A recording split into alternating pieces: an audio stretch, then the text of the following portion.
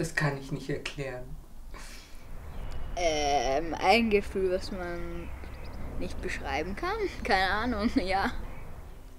Wie es ist, wenn man sich wohlfühlt. Etwas, das von innen rauskommt? Also ein wohlig warmes Gefühl. Aber gleichzeitig so ein leichtes Gefühl. So prickelnd. Fröhlichkeit, im Moment sein. Ich weiß nicht, es macht alles Spaß, der ganze Tag macht Freude. Mit sich selbst, mit dem Leben und mit allem, was einem umgibt. Im Einklang irgendwie zu sein. Mit allem verbunden sein. Mit den Schwingungen quasi zu leben. Zu wissen, dass man da, wo man ist, auch hingehört. Auch frei von jeglichem Besitz oder Material, etwas, das sich auf ganz einfache Weise einstellt. Man muss, glaube ich, auch danach jagen. Also es ist nicht so, dass es einem immer nur geschenkt wird. Aber es ist so ein Gefühl, so ha, jetzt gehe ich hin. Dass dieses Wohlbefinden und dieses Bewusstsein dann einen Zustand herbeiführt, der vielleicht Glück genannt werden kann.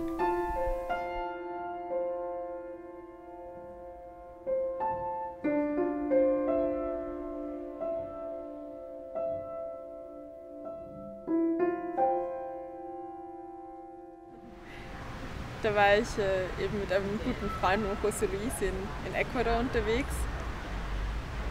Und da waren wir am Strand und haben einen Strandspaziergang gemacht. Und dann irgendwann habe ich ihn so genommen und gesagt, so, jetzt gehen wir ins Meer schwimmen. Aber wir waren komplett angezogen mit Schuhen und alles. Und wir sind einfach so ins Meer reingegangen. Und das hat total... Die Wellen sind gegangen und waren einfach ganz pitschnass. Und ich weiß nicht, wir hatten Geld in den Hosentaschen. Es war einfach alles so egal, weil es war, ja, einfach gerade in dem Moment leben und nicht denken müssen, was sein könnte oder oh Gott, jetzt wird das Geld nass oder sowas, sondern einfach sich gehen lassen und da ins Meer reinlaufen. Das war lustig.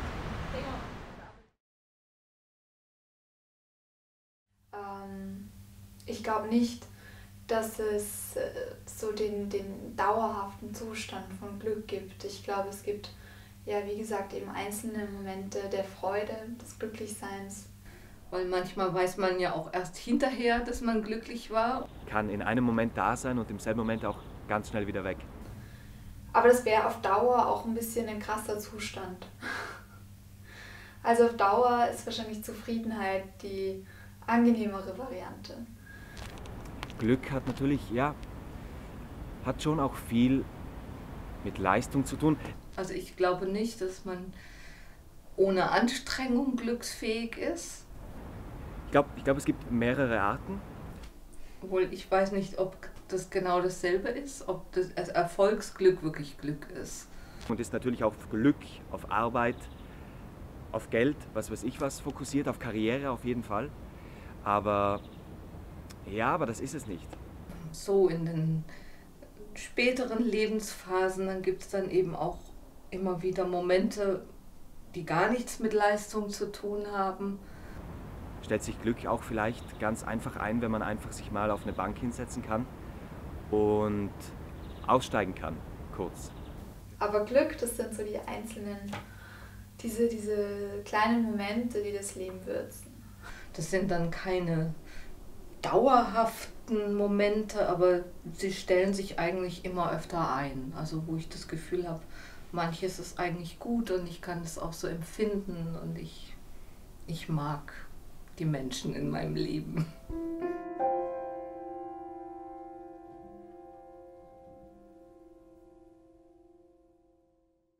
Da war ich mit meiner Mutter und meiner Tante, sind wir rausgefahren in den Neusiedlersee und ich war eigentlich richtig glücklich, einfach weil so schönes Wetter war und weil die Architektur so schön war.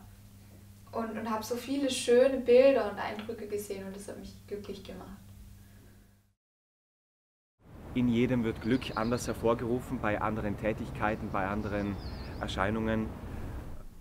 Ich glaube, also bei mir ist Glück oft verbunden damit, dass ich weinen muss, einfach weil ich bin nur der rührselige Mensch und ich muss einfach oft weinen, wenn irgendwas traurig oder rührend ist. Das macht mich doch selbst unglücklich. Also was mich jetzt gerade im Moment sehr glücklich macht, ist das Töpfern. die Leidenschaften, die Hobbys. Tango tanzen, so tanzen, singen, feiern, Klavier spielen, überhaupt mit anderen gemeinsam spielen. Fußball spielen und so weiter halt. Pflanzen. War er eigentlich nie so der Gärtnertyp. WLAN, Handy und ein Fußballplatz. So diese Mischung aus so einem Moosgrün und einem Rosa oder einem Hellblau oder einem schönen Rot.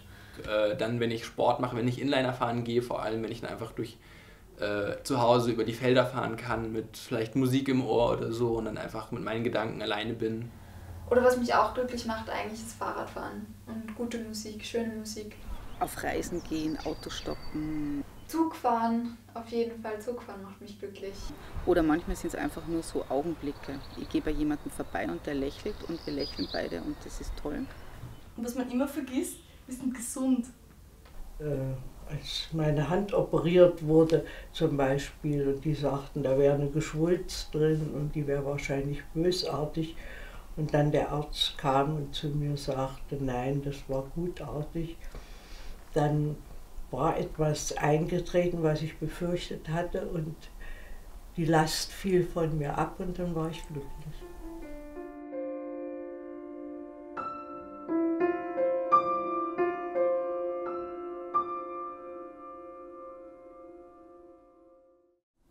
Also es ist nicht, ich bin jetzt nicht jemand, der sagt jetzt, also ich bestelle mir jetzt ein Vanilleeis und dann bin ich glücklich. Ja. Also ich glaube nicht, dass Glücklichsein von Dingen, Tätigkeiten oder Menschen oder so abhängt.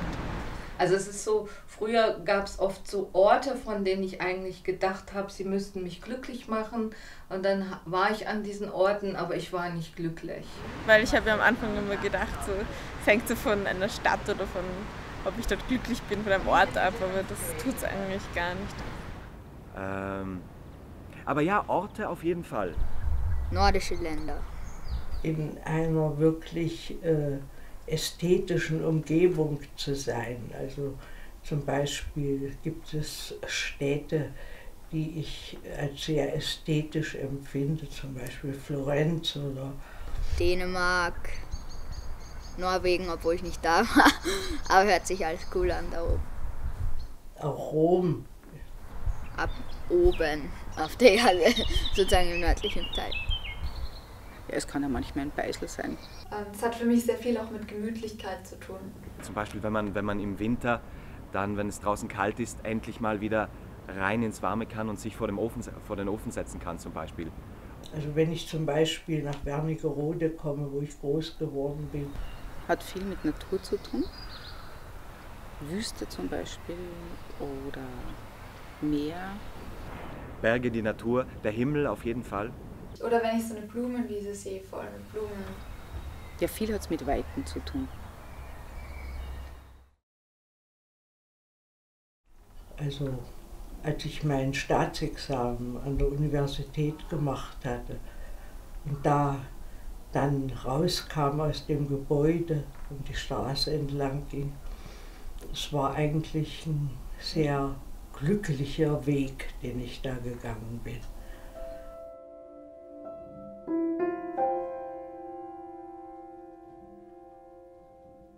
Wichtig wäre auch, was du auch ein bisschen angeschnitten hast, zu einem gewissen Maß selbstbestimmt zu sein, was man macht und wann man es macht. Kein Stress, keine Schule, Ferien, also. Auch einfach liegen bleiben können, das ist einfach das Schönste. Oder zum Beispiel, wie ich entschieden habe, dass ich mein Leben selber in die Hand nehme. Weil ich machen kann, was ich will. Und mich nicht von anderen bestimmen lasse, zum Beispiel. Das war so ein Freiheitsglücksgefühl. So. Du beherrschst das Zeitmaß und das gibt dir dann so ein Hochgefühl und was dich dann mitträgt. Überblick haben zählt voll für mich zum Glücklichsein. Das gibt mir Orientierung, wenn ich mir selbst Orientierung geben kann. Aber was oft bei mir mich schon glücklich macht, ist, wenn ich abends nach getaner Arbeit nach Hause komme und weiß so, jetzt kann ich einfach tun, was ich will und das ist schon super.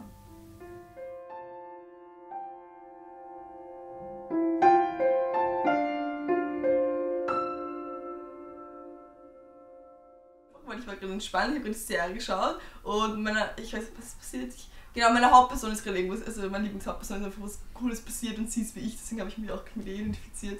Und sie war glücklich und das hat mich so glücklich gemacht, dass einfach diese Person glücklich war und halt, ich kann den Stefan nicht spoilern, weil er hat es noch nicht gesehen, da wollte ich gar nicht nichts Konkretes sagen, aber es hat mich einfach urglücklich gemacht und ich musste so, ich habe halt so oben so, und das war irgendwie, also ich war urglücklich, ich war den ganzen Abend, glaube ich, glückselig, bis ich wieder lernen musste, aber bis dahin war das war urschön, das hat mich unglücklich gemacht einfach, dass die Person glücklich war, obwohl ich sie nicht so gekannt habe. Alle meine Freunde, mit denen ich mich gut verstehe, von denen ich weiß, dass sie auch wirkliche Freunde sind. Einfach wenn ich mit denen was zusammen mache, das ist für mich schon ein Teil Glück. Glück ist, ja genau, wenn man auch irgendwie natürlich den anderen glücklich machen kann, gleichzeitig. Wenn ich jemandem helfen habe können. Dass man Menschen um sich herum hat, mit denen man sich einfach wohlfühlt oder wo man sein kann, wie man isst. Oder dass man mit jemandem essen geht, mit dem man sich gut versteht und wo man irgendwie Momente von Einverständnis hat. Nach dem Essen mit der Familie noch sitzen und urlang über irgendwas reden, was wir alle miteinander verbinden. Ja, viele Menschen, Freunde, Familie, außer es passt gerade halt nicht. Streiten oder sowas. Ich finde, bei Personen ist es halt auch so, da muss so eine Passung da sein zwischen den Stimmungen, in denen zwei Personen gerade sind. Wenn man verliebt ist und mit jemandem zusammen ist und man denkt, es geht irgendwie gemeinsam so weiter. Viele Situationen mit Männern. Wenn der Stefan und ich irgendwie halt gemeinsam irgendwo übernachten und wir aufwachen und dann nicht gleich aufstehen müssen. Oder mit meiner Freundin zusammenfahre und mit ihr über alle möglichen Sachen reden kann. Alleine ist es nicht so lustig, weil allein denke ich mir so, okay, was mache ich da? Aber selbst wenn ich genauso liegen bleibe und mich nicht bewege und eigentlich nur wie ein gestrandetes Walross rumliege, es ist einfach angenehm, wenn Stefan genau daneben auch gestrandet ist. Das ist irgendwie angenehm. Das macht mich glücklich. Sie sitzt da, deshalb muss ich das jetzt alles sagen. Mein Freund zum Beispiel ist glücklich beim Kochen und das sehe ich dann und dann liegt dann irgendwie ein Salat auf dem Tisch oder gepflücktes Salbei und er ist vollkommen glücklich. Und so schnell geht es bei mir oft nicht oder es geht bei den anderen Situationen, aber ich finde es einfach absolut bezaubernd, dass er dann glücklich ist. Und das macht mich dann auch glücklich.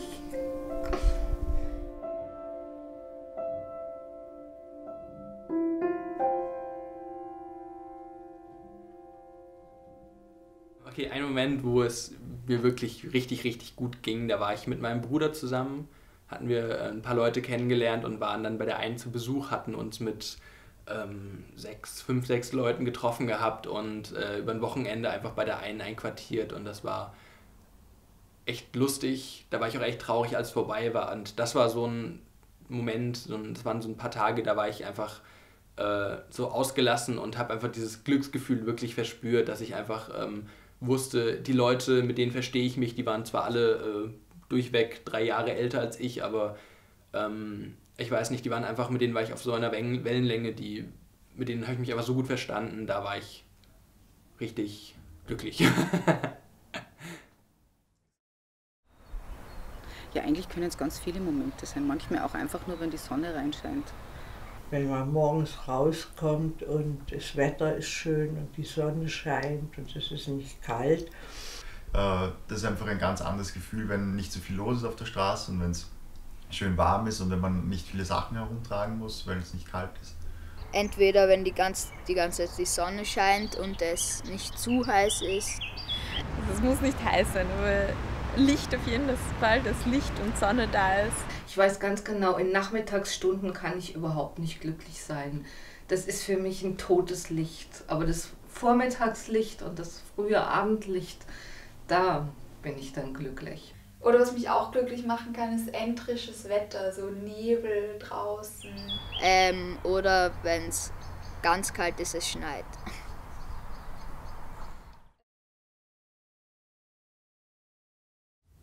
Für mich ist auf jeden Fall gelb. Bisschen so ins freundliche Gelb hinein oder... Ist für mich so orange. Auf jeden Fall irgendwas warm strahlendes, würde ich sagen. So wie wenn Kinder eine Sonne malen oft. Wie Sonnenschein manchmal so durch die Gardinen kommt. Also so wie die Reklambücher. Aber auf der anderen Seite hat auch Glück wieder viele Farben. Das ist eine Buntstiftfarbe. Eine Mischung aus Rot und Himmelblau. Oder auch Goldfarben oder Weiß, neutral, Schwarz. Rosarot fällt mir jetzt ein. Rot für die Geborgenheit, für die Wärme, für die Liebe. Weniger rot, aber etwas, was so zwischen Grün, Blau und etwas Gelb hin und her pendelt.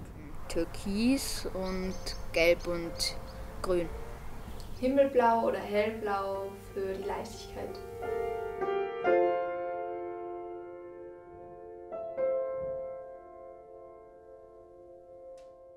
Ich fliege nächste Woche auf Auslandspraktikum und werde dort 4 Monate verbringen und habe noch keine Unterkunft und habe dann gestern nach dem Swahili-Kurs, also mache einen Sprachkurs, mit meinem Swahili-Lehrer geredet und der hat mir den Kontakt zu einem Verwandten von ihm gegeben und bei dem kann ich wohnen eine Zeit lang, also mehrere Monate und es ist sehr billig dort und es ist sehr, sehr nah, also es ist in der Stadt, wo ich wohnen möchte und es war quasi ein großes Problem, was noch auf meiner Liste gestanden ist, was ich noch nicht erledigt habe und da weiß ich noch, wie ich dann vom Swahili-Kurs nach Hause gegangen bin. Da habe ich mich unheimlich unbeschwert und glücklich gefühlt, weil ich gewusst habe, jetzt kann nichts mehr passieren, jetzt habe ich das Wichtigste auch geregelt und jetzt wird das Praktikum super und da waren einfach die 10 Minuten, wo ich nach Hause gegangen bin und das war einfach, da war ich super glücklich und war ich super drauf und ja, das war gestern, das war schön. Als warmes Gefühl irgendwie würde ich es nicht beschreiben, so kann man das, also manchmal schon, wenn es ein wirklich intensives Glücksgefühl ist. Ich bin froh über das Leben. Mir geht's einfach gut. Kleine Angst, dass es gleich wieder vorbei ist. Also wenn ich glücklich bin, ich merke das mit mir selber, wenn ich einen glücklichen Moment habe, mache ich sofort so auf. Also das ist so, keine Ahnung, die Welt umarmen wollen und einfach mit allem verbunden sein. Viel Wohlwollen für die Welt. Ich freue mich auf Sachen. Unglauben, dass man Glück im Moment erfährt und nicht erst nachträglich. Die Wahrnehmung wird ganz fein, ganz groß. Ein Wohlgefühl im Körper. Ich glaube, man atmet auch irgendwie bewusster. Es leuchtet alles vielleicht ein bisschen mehr. Oder man mag gerade lieber tanzen, anstatt zu laufen. So wie Champagner. Schwerelos. Ja, unbeschwert, glaube ich, trifft es gut. Ohne Sorgen, die ich dann alle wegschiebe und glaube, dass sie nicht so schlimm sind. Es ist alles sicher. Und hier fühle ich mich wohl, hier kann ich mich wohlfühlen, hier ist mein Platz. Und es hat viel mit Entspanntsein zu tun. Also nicht nachdenken müssen, was ich jetzt noch alles tun muss oder... Wenn ich Stress habe oder sowas, ist mir das schon bewusst. Also es ist nicht, dass ich nicht das Gefühl habe, dass ich dann keinen Stress habe, sondern das Gefühl, dass ich damit umgehen kann. Es hat viel mit dem zu tun, dass genau der Moment nur jetzt und so ist. Wenn ich gerade keine negativen oder nicht viele negative Gedanken im Kopf habe. Da hat man keine Gedanken, dann passt irgendwie alles so. Und ich kann meine Gedanken einfach schweifen lassen. Aber man hat auch, sie sind nicht so schnell, sie sind verlangsamt ein bisschen. Und auch frei, gedankenfrei. Und dann kann ich das genießen, was vielleicht gerade mich glücklich macht.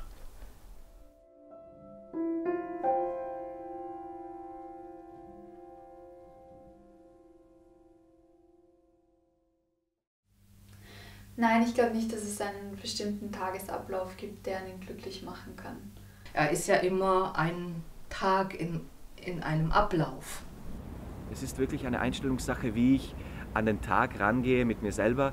Also für mich braucht es nicht viel, um glücklich zu sein. Solange ich mich nicht irgendwie hetzen muss oder in der Uni langweilen muss, dann bin ich eigentlich meistens schon froh genug. Es ist ein Samstag oder ein Sonntag oder vielleicht einfach ein Tag, an dem noch nicht so viel so viel Arbeitsleben draußen los ist. Arbeit nervt. Es ist natürlich für mich voll angenehm, wenn ich den Tag langsam starten darf. Ich sage da immer Krokodilsstimmung, so sich treiben lassen, mal schauen, was der Tag bringt. So um 9 herum stehe ich auf, bin aber ausgeschlafen und wach. Erstmal für mich aufwachen, aufstehen, Tee kochen. Ein gutes Frühstück, nicht unbedingt Uni. Ganz im Gegenteil, wenn irgendwas positiv Unerwartetes ist oder irgendwas, was nicht der Routine entspricht. Wahrscheinlich, wenn ich mir das jetzt so vorstelle, wäre bei mir Sonne wichtig. Generell würde ich sagen, ein Tag, wo ich weiß, dass ich etwas Interessantes tun kann oder dass ich etwas Interessantes lesen kann. Bei dem Tag wären auf jeden Fall auch Sachen dabei, die erledigt werden müssen und die auch anstrengend sein können. Dass ich dann auf die Uni fahre, aber nur ein Seminar habe, aber ein cooles, also wo ich so richtig viel mitarbeiten kann und wo ich viel sagen kann und wo ich mir klug vorkomme. Natürlich, wenn ich viele Tage sehr hart gearbeitet habe und ich habe dann einen Tag, der für mich ist oder den ich so gestalten kann, wie ich mir das wünsche, das ist dann schon glücksverdächtig. Wenn ich weiß, ich treffe Menschen, die ich gern habe und mit denen ich mich gern unterhalte. Wir würden uns auch sehen, beide. Und dann schaue ich mit Stefan eine nette Serie. Was mit Freunden machen, irgendwie zusammen abends vielleicht was zusammen planen, was zu essen kochen oder weggehen, wie ich eben schon gesagt hatte. Vielleicht auch einen Kaffee trinken oder Bagel essen, also nicht irgendwie jetzt so clubbing-mäßig wohin gehen, aber vielleicht auch kurz aus dem Haus gehen und es ist warm und ich kann auf der Straße draußen sitzen und irgendwie noch was Leckeres essen. Wenn ich nichts esse, dann werde ich zum Beispiel ganz schnell grantig. Ich würde auch noch 2-3 Mal was Leckeres essen an einem Tag. Und dann ist das ein glücklicher Tag. Also ich finde, das hört sich sehr nett an. Bin ich dabei bei dem Tag. Das war auch eingeplant.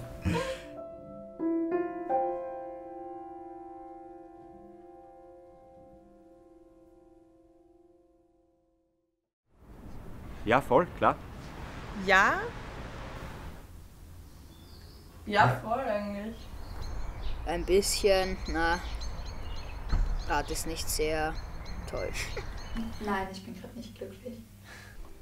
Ach, das wäre übertrieben. Glücklich sein, das ist was anderes.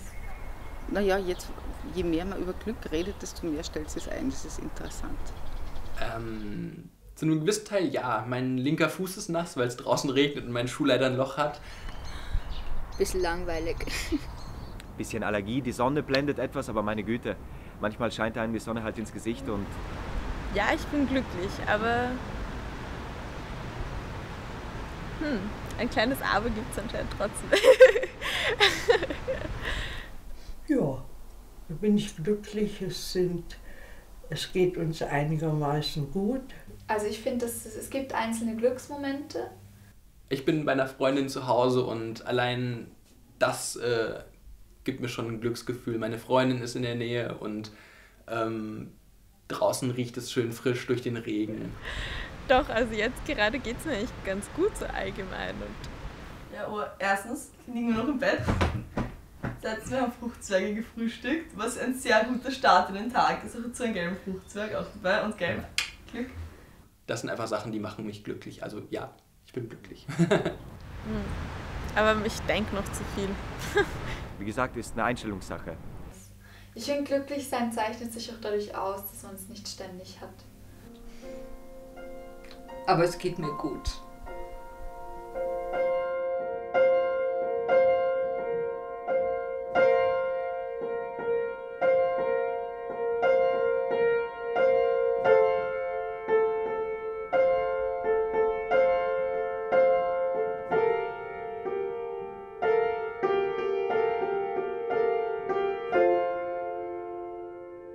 Ja, warum nicht glücklich sein dann?